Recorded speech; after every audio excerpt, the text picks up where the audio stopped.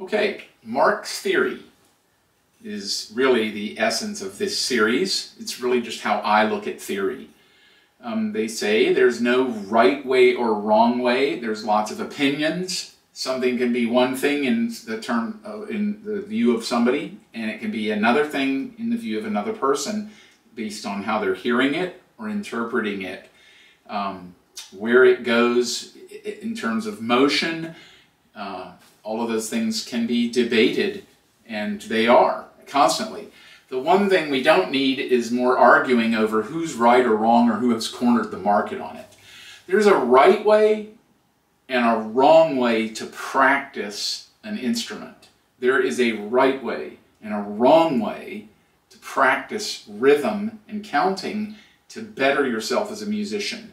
These things have evolved and they free you. So those things are indisputable. But in terms of theory, theory is basically analyzing something that's occurred. It's like science. Science describes something that's there, you discover it, and now you can put labels to it. You can't say you have the origin of it. You can say, here's what it is, and here's what we think brought it about.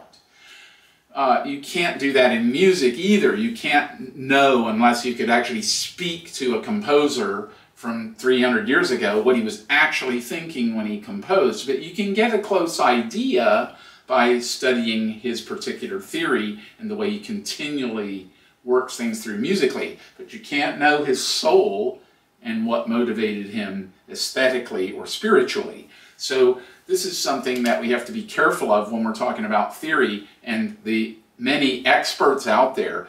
You won't be finding an expert in theory here.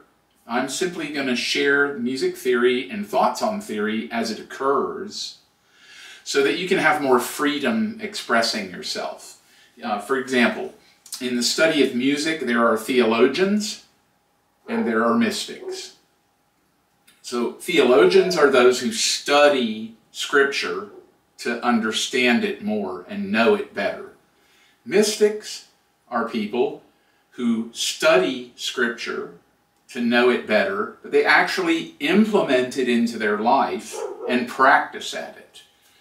So this is the same in music. You have musicologists, you have music experts, you have music teachers, you have professors, masters in music, and then you have musicians.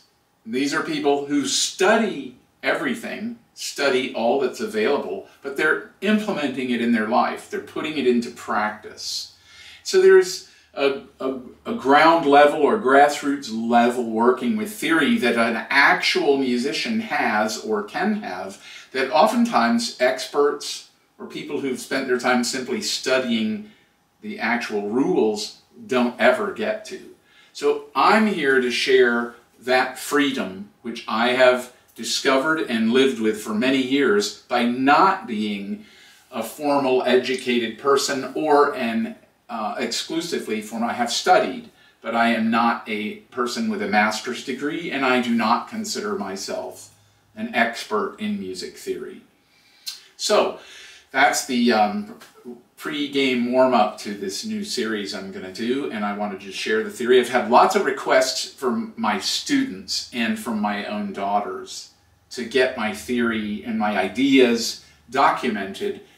So that's why I'm doing this, basically. It's for them, so they can watch this. I have my nice little corner of YouTube where I'll post these, and you can subscribe or not. It really doesn't matter. If it benefits you, I'm really thrilled. And if it doesn't, then I know there's some place out there where you can learn what you need to learn. So having said that, let's get started with the very beginnings. And for me, what the beginning is for all music is God.